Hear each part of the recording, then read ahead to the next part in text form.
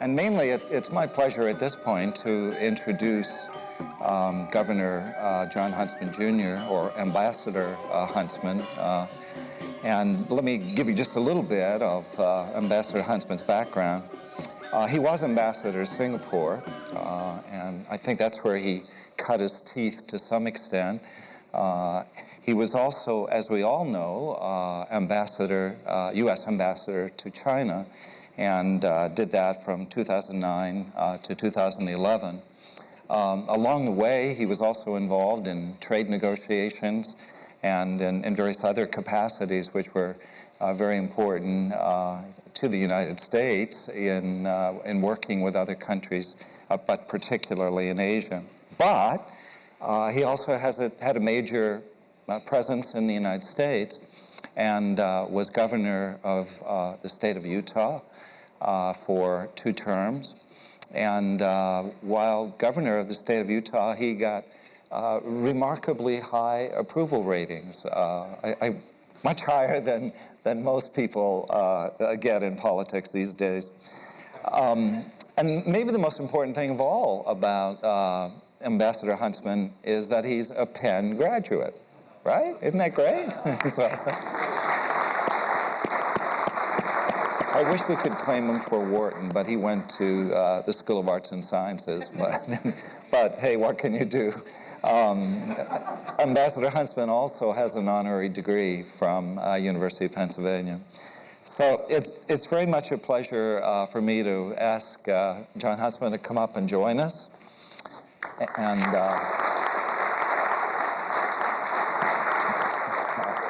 so maybe the most logical question is, you ran for president, and well, that's not a question yet, but how'd that work out for you? That's the question. The question is, well, what did you learn in that whole process? Well, first of all, let me tell everybody here, terima kasih. It's a real honor to be with part of the Penn and the Wharton communities. Here I sit with a lot of people who know the region very, very well, and I'm just deeply honored to be here. On the presidential front, what an experience. What an experience. So here's the reality of running for president in the United States. First of all, it's the most exhilarating ride of a lifetime, as you can imagine. But you also are struck by a couple of things when you're standing on the stage for those debates. And I did, 15 of them, which were kind of like game shows as opposed to real substantive debates, which was the bane of my existence because you get 30 seconds to talk about, your view of the U.S.-China relationship or what you would do about U.S. growth, so on and so forth. But you look on the stage at people who are taking the ride with you, Tom, and no offense to them, but the first thing you conclude is the barriers to entry into this game are pretty damn low. It's just...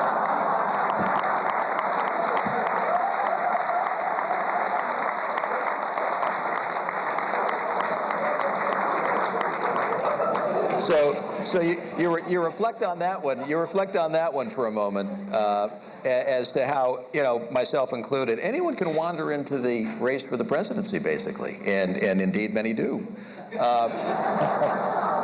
And then on the other side, you think, but the barriers to entry are exceedingly high because you're looking out at the cameras. The media are there in great number because they want to capture all of the drama that plays out at these things.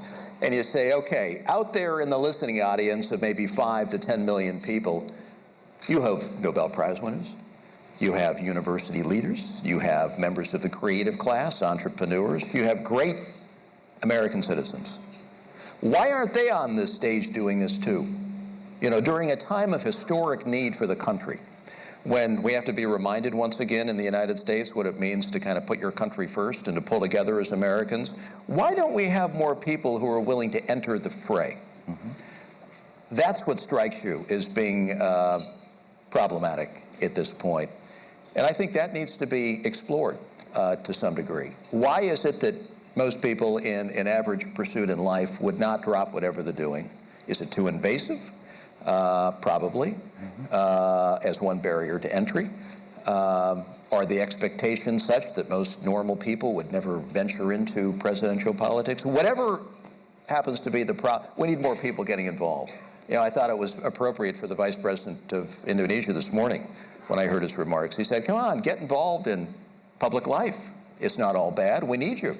And I think now more than ever before in American politics, we need people who are willing to drop whatever they're doing to enter the fray, and who do it out of love of country as opposed to driven by party ideology, and with the message of division, because we are so divided in the United States right now.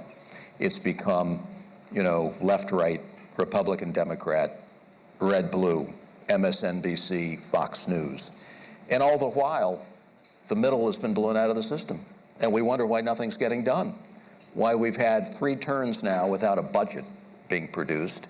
And you've got both sides on their respective corners politically, and no one who is making overtures toward the middle in producing sane policy for the United States. So was it an exhilarating 10 months? It was an exhilarating 10 months. Do you have to be crazy today to run for president? You've got to be pretty crazy. Doing it again, you got to be really crazy to do it a second time. So having said all of that, is there, this wasn't one of my questions, but is there an answer for the United States where we can recreate the middle? It is so polarized at the present time. I think at some point, duopolies, and you've got smart professors in the crowd who study this thing, duopolies at some point go out of business. And if you can't produce new ideas, if you can't jazz up, provide new thinking or a new sense of direction for your company, or for your state or for a country, you go out of business pretty quickly. That's scary. And I would have to say that the party of which I am a member, and I'd have to say it's the case with both sides, they are shells for fundraising and local organizing, as opposed to being visionary organizations with anything to say about the journey that the United States needs to take to pay down its debt and to get back on its feet from a competitiveness standpoint. So I'd say, we may go through another election cycle of the duopoly, and then eventually, I think you're going to get an alternative movement, an alternative voice, a third party that will likely crop up with a new approach to doing things. Because what fundamentally has to happen in Congress is you need a defection point. You need a defection point within the system that will allow people on right and left to find an alternative. They can't right now because their parties aren't offering alternatives. You need a defection point for those people to get them off the wall and say, here's an alternative we can embrace and move forward. Now, I know the barriers to a third-party movement are exceedingly high. There's no question about that. But I say, how long will the American people take what they have if things don't change? And my fear is that, you might get a newly elected president, you might get a re-elected president, but the system is going to pull them down and probably make impossible the kind of short-term change that we so desperately need to get us back on our feet economically. So is part of the problem the election process itself? It has dragged on. In a sense, it drags on for a year or two. Should it be more like the British system where you have 5 weeks to run for election? So we're to the point where you have 4-year campaigns. Yeah. And people have said, gee, would you ever want to do this again? I scratch my head and say, what sane human being would ever want to do this kind of thing again? But if you wanted to do it again, the expectations are that you have the election in November, you have the inauguration in January, and then the election fires up again. And you'll have a new crop for 2016 who will immediately begin raising money and organizing. That's the reality of the system. So what do you need to do? I say it gets back to one of the 3 deficits that we have in the United States, one of which is fiscal. The other is a trust deficit, because people in the United States fundamentally don't trust their institutions of power any longer and don't trust their elected officials like they once did. And third is really kind of a confidence problem that we can get over at some point. It's temporary. But in order to fix the second one, the trust deficit, I think you need real reform around the way in which we do business politically in the United States. And I think that goes as far as term limits. Nobody wants to talk about it. I did as a candidate. Some like it, some would boo you off the stage, but I'm absolutely convinced that we need term limits as part of our system in the United States. I've watched it for a long time. I actually advocated for this as governor and tried to get it done, and my legislature wouldn't do it because they thought it might spill over and affect them. But here's the deal.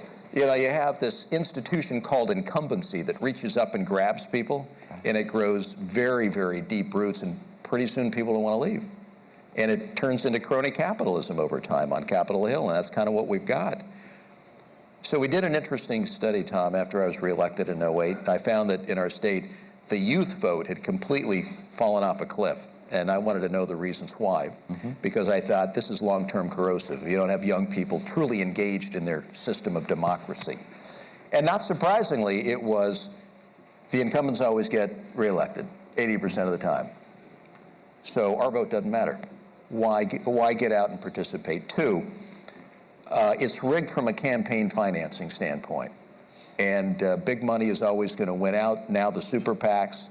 So I say that takes us to point number two. We need to get back to McCain-Feingold, which was kind of thrown under the bus, and now we've had another round of Supreme Court decisions, which will make it very, very difficult for us to ever get back to any sanity in how we finance campaigns. But third, why is it that we are as divided as we are in the United States? I think in part it's because of the way in which congressional districts, even at the state level, are drawn. And so you need independent redistricting commissions, state by state. This is one of the things I tried to get done as governor, and I think if we had had a little more time, we would have been able to do it, which is to say you bring together people who are independently minded to create districts that aren't gerrymandered for political reasons. Right. Now, I can point to every state in America, and their legislatures to some degree have created these completely rigged redistricted maps to favor one party or the other. And if you look at the political maps today, you can see what years and years of political redistricting have done for us. And that's going to have to be reversed at some point. Right.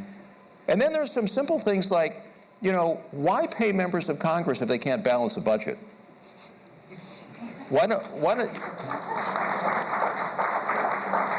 just a simple rule, Tom. You don't get paid unless you can actually, put forward a balanced budget. And we could have an incentive system, bonuses if you can achieve certain goals. And sure. Pretty good bonuses too, from what I've seen, serving on a couple of corporate boards. So we need serious reform in the system. And my lament today is that we don't have enough discussion within the two parties about, you hear, a little bit about economic reform and tax reform, both of which are needed, but there's not a lot of talk about systemic reform within the political system, which I think is long-term is as corrosive to our competitiveness as a nation as tax policy or regulatory policy. Let's leave the United States for a moment, and we'll get to Asia in a minute, but let's get to Asia via Europe. In terms of Europe, what are your views? Do you see a breakup of the European Union? Do you see do you see Greece leaving the euro or leaving the European Union altogether? Based on what happens in Europe, what will the contagion effects be on the United States, of course, but on Asia as well? So do you have a view on Europe at the moment? It's probably a fairly rudimentary view, but I'd have to say that if they had to do it all over again in terms of, the 70-year approach to economic integration, they do it a lot differently. The Maastricht Treaty from the early 1990s, you don't want to call it a failure yet, but the cart has certainly been put before the horse. I don't know how you can have a fiscal or a monetary or an economic union without having a political union that really gels the members together. And you don't have a political union. How do you achieve a fiscal union similar to what we have in the United States without labor mobility, which we have in America, works pretty well. They haven't achieved that yet in Europe. Without a sense that the richer states are going to recognize the poorer states and make provisions for that in terms of cross-border exchanges. We don't really talk about it much, but that's what we've been able to do in the United States. So it's as if you've got two people looking to get married, and before the ceremony, they open a joint banking account and start transacting business. My fear is that business is being transacted to some extent, and you'll have political atrophy, ultimately, which will break up the system. I don't know what the odds of that are happening, but you don't have a political union that really is as cohesive as the region is going to need longer term to make the economics work. I'm not sure you can afford to let Greece leave the Eurozone. I think that begins a metastasis that could lead to Spain, where you've got 25% unemployment, 50% among the young people. And then you've got Italy. So you're talking about the third and the fourth largest economies in the region that would be impacted by it. Fiscal problems, sovereign debt problems, banking problems, and growth problems. And to my mind, nothing gets done in Europe until you somehow corral the debt problem and then get somehow embarked on a pathway to growth. Right. And that comes down to, how do you attract capital? I mean, capital is a coward, and it's going to flee wherever it perceives there to be risk in the marketplace. And it's going to find a safe haven eventually and park there. It's not parking in Europe. So investments are down 19 to 20% from last year in Europe. This year, one can only imagine what that number might be. Europe's our second largest export market. $250 billion a year we export to Europe, second only to Canada, which is probably 270 billion. So it's a serious situation. I think in terms of how it impacts the nation states of the Asia-Pacific region, I think they're all going to be impacted a little differently if things begin to atrophy. Singapore, for example, where 12% of the base is tied to financial services, they'll be running a risk. There's no question about that. Will it be a point off economic growth? Depending upon how deep Europe is, potentially. Taiwan, where 70 to 75% of its economy is export trade-based, they're vulnerable as well. So you go piece by piece, country by country, and you'd have to assess each as being vulnerable in different ways. But I think what it does, getting back to ASEAN, our neighborhood here, I think this may present some very new and unique opportunities for ASEAN to grow, because capital is still flowing out there. It's looking for a home, and the world is still awash in a fairly significant degree of capital. If it isn't going to go to Europe, if less is going to go to China, for obvious reasons, I think the United States has a huge opportunity to get back.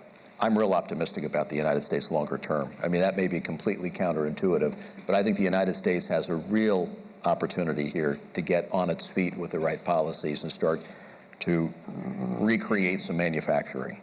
We've got some voids and deficits we've got to address in terms of workforce training, but I think we have a very real prospect. And I think ASEAN has a chance to attract newfound investment here. The 10 nation states of the region are functioning well. Even Myanmar is coming into its own. Sanctions will be dropped by the United States, and there's kind of some early excitement about what might be, although you're years and years away from, I think, doing anything of consequence there economically. But I think this could be a moment for ASEAN to step up and to make its opportunities better known to the world, because they're here. Right. And it's an exciting place and an exciting time. President SBY at the summit in Latin America, actually it's North America when we're talking about Mexico, talked about a middle ground between austerity and growth. Is there such a thing as a middle ground? It's such a challenge, isn't it? Because we've got Greece on a program of austerity. You have Hollande in France saying we have to have growth. and you have pressure on Germany to ease up to some extent on the austerity program that they have been advocating.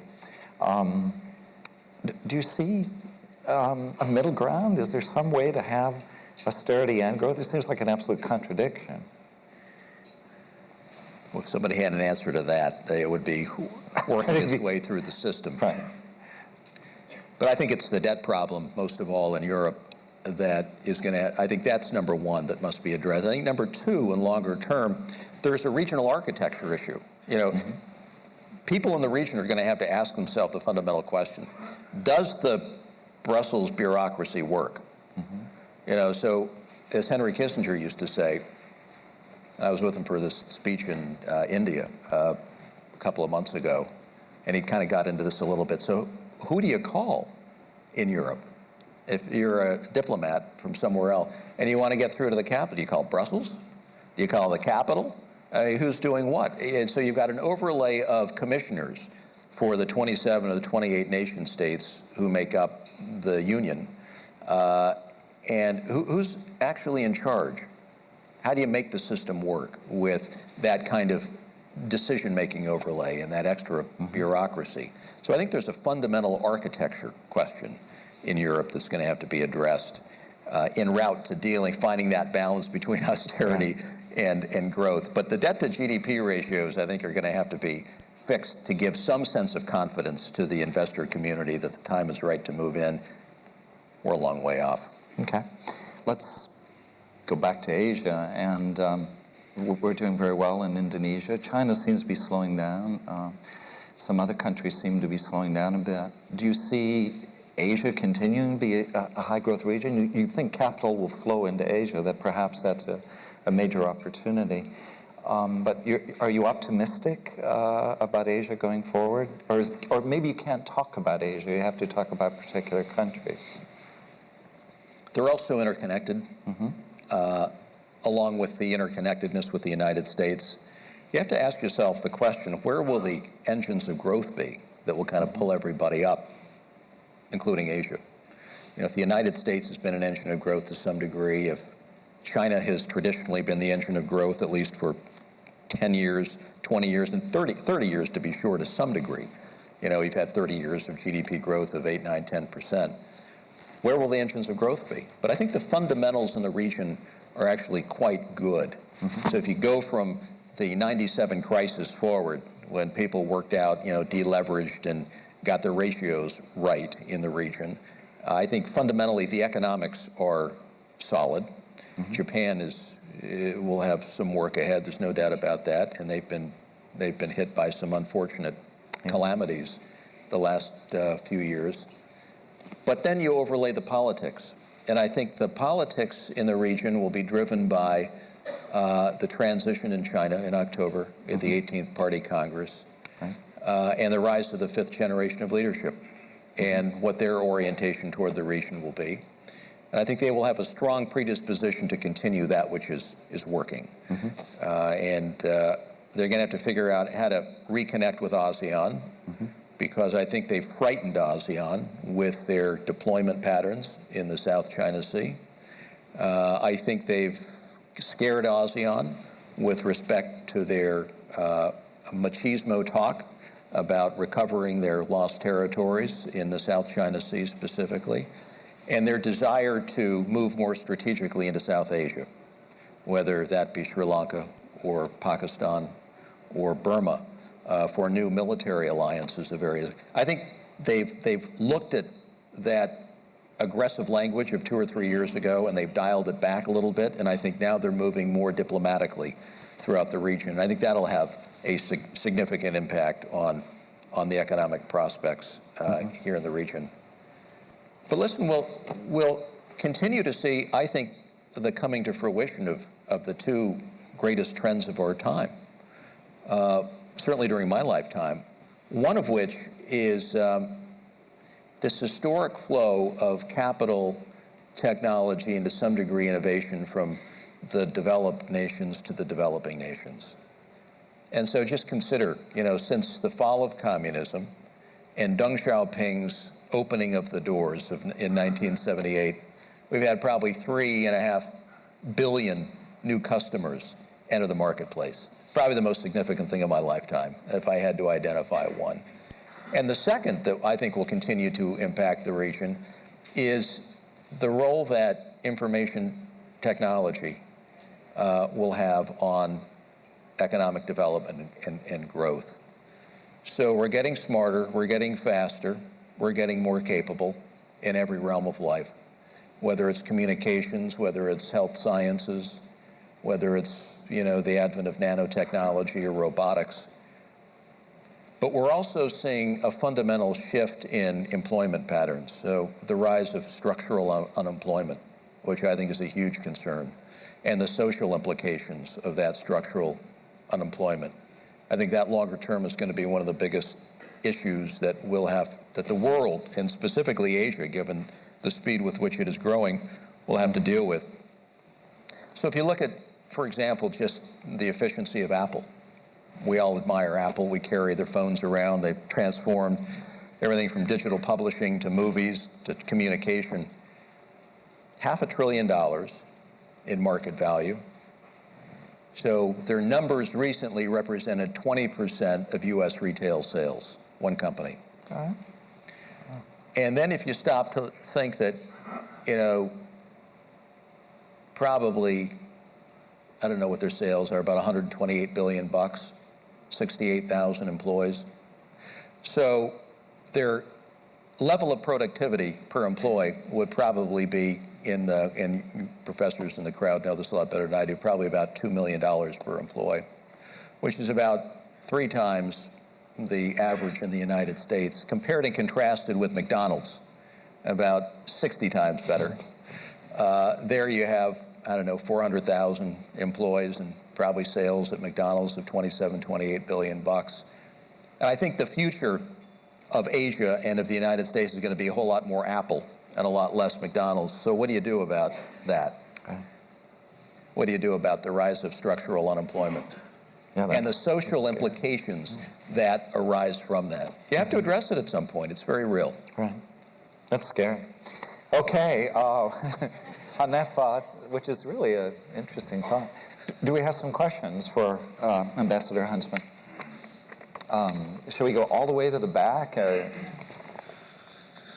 Some would say that that your campaign was somewhat sabotaged by the fact that you were perceived as quite moderate, which for me was actually a huge benefit, and I would have loved to have voted for you.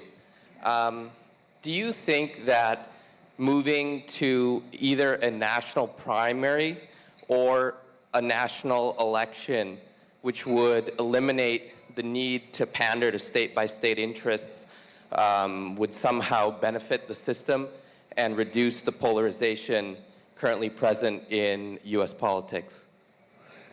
It's an excellent point, and thanks for your kind words. I'm not big on political labels, but you always get one by the media in politics, whether you like it or not. Moving to a system that encourages more people to turn out early on in the process would benefit things enormously. So let me give you an example of this. So you're chugging along in Iowa or New Hampshire, and we ended up putting our chips down in New Hampshire for the most part, because my argument was that's the state in which you have to make the sale, which is more representative of what you're going to face in the general election. You got Republicans, Democrats, a whole lot of independents. So the fastest growing party in America today is the unaffiliated party, even in the state of Utah. Not Republican, not Democrat, unaffiliated. Nobody wants to affiliate anymore. They're voting increasingly for the person who they tend to like or the issues that they're passionate about. So you're cruising along in the early primaries, and a guy gets on TV, and this happened to me, a guy named Michael Moore, who's a very well-known liberal in America. And he said, that Huntsman guy, he said, he's actually a Republican I could vote for. And my numbers in Iowa went right like that. and then Jimmy Carter got on television and said, that Huntsman guy, former president of the United States, I think he's a Republican I could actually support. And then Bill Clinton got on TV. and said, that Huntsman guy seemed pretty unhidebound. He's a Republican I think I could support. And I was totally dead in Iowa after that. Barely hanging on in New Hampshire. And I thought, you know, when you get a sliver of people turning out in Iowa who basically turn the tide of the American election in the earliest possible phases, that's not representative of who we are as a nation. It's not representative of the electorate. And then you move on to New Hampshire, which is a little more, and then South Carolina, which is less so. And you get through the first half dozen to a dozen states, and you really haven't really gotten to the heart and soul of the United States. And, you know, people who are really representative of what you're going to face in the general election. So I'd have to say, if we were to move toward a system that had more of a direct primary, that encouraged more people to get out early on to vote as opposed to these exclusionary caucuses. Yeah, I figured out how the caucus system works late in the game. You know, I watched this with great amusement. So this one candidate by the name of Michelle Bachmann, she won the Iowa caucus, and I watched how this happened. You bust people in by the thousands, and you pay them per head. You put them in a tent, you give them a great dinner, and then you put Randy Travis, a great country western singer, on the stage, and then you ask for their vote. And who's going to tell you no after that? And so she probably spent $1 million in this little caucus that had, I don't know, just a few thousand people involved. She went up to number one. She didn't do it then in Florida. A guy named Kane, Herman Cain, won Florida on a policy platform that included such deep contributions as 999, which I could never quite figure out what it was. But he won Florida doing the same darn thing, and I thought, okay, I'm getting it. Yeah, I'm a little bit slow here in politics, but you got to buzz people in. You got to give them a nice dinner. You got to give them, you know, a little bit of entertainment, and then you ask for their vote, and you do okay in Iowa among the 8,000 people who show up, and then the media writes the next day, you know, Bachmann ahead in the GOP race, you know, and it was 8,000 people or whatever it was who turned the tide. That's the exclusionary nature of American politics in the earliest phases these days, and that's the part that has to change. It's a very good point. Thank you for bringing it up. Shall we go all the way up front now? Thank you for jogging my memory of all those pleasant thoughts. Well, John, first of all, thank you for your insightful comments. I wonder whether we can turn for a moment to China. Many of us sitting in this room do business in China. And based on your experience in China, would you share some advice about how we should be dealing with the Chinese?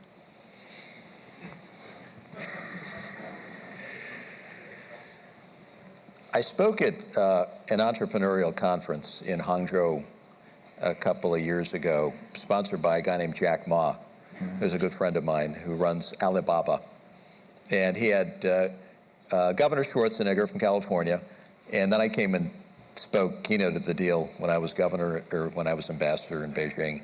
And we did it in the Party Auditorium in Hangzhou, which is, of course, a beautiful setting, and one that is deeply rooted in the traditions of the U.S.-China relationship going back to 1972. It's where it all started.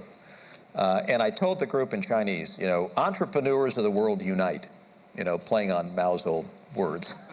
And it took me 2 or 3 times before they kind of got it. And they started clapping, but my point was this: the entrepreneurs of China are changing the landscape faster than the party ever could have imagined through the party school apparatus. And if you were to ask me the most powerful force within China these days, it would be the entrepreneurial class that is largely unreported on by journalists, unrecognized by American policymakers. But as I went around to practically every province in the country when I was living there, I'd always make it a point to do 3 things. 1, to meet with those who were in trouble with their government. 2, to meet with entrepreneurs, because I found that the most refreshing thing in China, to get the sense of energy and dynamism that is really becoming the soul of China, and it's moving so quickly that most Americans have no concept of what this means for the future. And the third was to always go to a local university and speak to students and to get the opinions of young people, because they'd always want to rant and rave about the United States doing this and that they didn't like. And I say, but China's on the world stage. What are you going to do? You know, America's been a world leader for generations. We're used to getting criticized. We have thick skin in America. But in China, you're now on the world stage for the first time in history. Well, I guess historically. And what we forget sometimes is that, you know, 18 of the last 20 centuries, China has led the world in economic growth. Only 2 centuries they haven't. In fact, if you go back to probably 1820, you know, I think it was maybe the Jacksonian period in the United States, China was number 1, India number 2, the United States number 9 in terms of economic performance back in 18. So the rise of the United States as an economic performer is a fairly recent advent. So, you know, when I'd go to these town hall meetings, people would always want to know about the rise of China. What does it mean? Should we be concerned about it? And I say, well, it depends what the rise consists of. But I do believe that given the natural strength of China, that they're going to get through these months and years ahead. Growth will taper off somewhat, no question about that, as opposed to 8, 9, 10%, maybe 7, 8, 9%, which will cause an uptick in unemployment, which maybe will have an impact on direct investment, foreign investment. It may have some impact on social instability. But I've watched very carefully through the last few months, and it has created nothing in the way of social instability. We read about in headlines every day in the United States and indeed around the world, whether it's the Bo-Xilai incident or the Chen Guangcheng incident, or whatever drama seems to be playing out in the run-up to the 18th Party Congress. But there's been really no social instability beyond what you typically see around the 100,000 or so identifiable incidents of instability, you know, gatherings around the country. So I think the country muddles through. You get to October. I think the major event between now and October will be, how do you sentence Bo-Xilai? Because you need a party plenum in order to do that, based on party rules. So Bo-Xilai is now caught up in the Shuangwei. He hasn't been turned over yet to the judiciary. And so they're going to have to sentence him at some point. And will it be a party plenum this summer? I don't think so. Well, that takes us to October, where I'm not sure you're going to want a party plenum, which will be part of the 18th Party Congress, to have to start off its business by sentencing Bo-Xilai and reminding everybody about that case. So they've got that lingering out there that is going to cause, I think, a little bit of added turmoil going forward. But Xi Jinping will rise, and Li Keqiang will rise, and the Standing Committee of the Politburo will be rounded out. I think the only real question now is who gets the 9th seat on the Standing Committee, which is the public security seat. Zhou Xiaochuan, who's enormously powerful. Zhou Yongkang, not the head of the central bank, Zhou Xiaochuan, but Zhou Yongkang, he'll move on. And so who will get public security? I think that probably goes to Meng Jianzhu, who's now the Minister of Public Security, State Security. And then Xi Jinping and his cohort, the 5th generation, will need probably 6 months to consolidate their power. And I think then the question will only be, does he become chairman of the Central Military Commission, or is he vice chair? I think they have to give the chairmanship to Hu Jintao just to make sure that he has face as the transition occurs. So that will play out. And then I think by 2013, the middle of 2013, we're going to have an opening. Xi Jinping will have to test the relationship with the United States. You know, the party will require him to test it a little bit. And then we'll get toward the end of 2013. I think we'll have 2 or 3 years in which China will be ready to reform. Why? Because it has to. It has no choice. It'll have to continue political reform. It'll have to further articulate the role of the internet in society, because you can't be a creative society, which China wants to be, without recognizing the role of the internet, without blocking it. And I think there will be reforms within the market: financial services, banking, insurance, indigenous innovation, I think, will be addressed. It has to. And respect for intellectual property rights. I think we'll continue to see signs of improvement, because the entrepreneurial class, getting back to my initial statement, and I'll close it off at that, the entrepreneurial class in China will ultimately say, Exactly what entrepreneurs said in Taiwan in the 80s when they created the Hsinchu Industrial Park. We're now creating technology of our own. It's not an American issue. It's not a European issue. This is our issue. And we need China's help in respecting innovation and intellectual property rights. And Taiwan was an egregious violator of IP leading up to the 80s. And then they became a best practices model, I think in large part because of the push by local entrepreneurs. China hasn't seen that yet. And I believe that that power is going to be unleashed at some point and is going to have an impact on market reform and on intellectual property protection over the next, I'd say, 5 to 8 years, which will be a very interesting thing to watch play out. And then we'll have to see how the United States chooses to deal its hand with China. I think China will be ready to deal, and the fifth generation will be perfectly talented and schooled and international, English-speaking, so many of them. The question will be, is the United States ready to deal? And do we have our act together in terms of policy coordination around the priorities with China, where we're ready to move forward to build trust and to launch a strategic dialogue that allows us to talk about North Korea, Iran, the South China Sea, economic rebalancing in Europe, and even things like human rights. We're not there yet, but I think we could be. You'll be happy to know, John, that Minister Meng, whom you mentioned, has been to Wharton twice for executive programs. So we think we have a little bit of influence in the senior leadership in China. I think, although there may be many more questions, we're going to have to close the discussion because I think they're ready to serve dinner. Thank you, Ambassador. Thanks, pleasure Governor, to be with it's been absolutely wonderful. And Great I so much appreciate that. Thank you. Thank you. Thank you very much.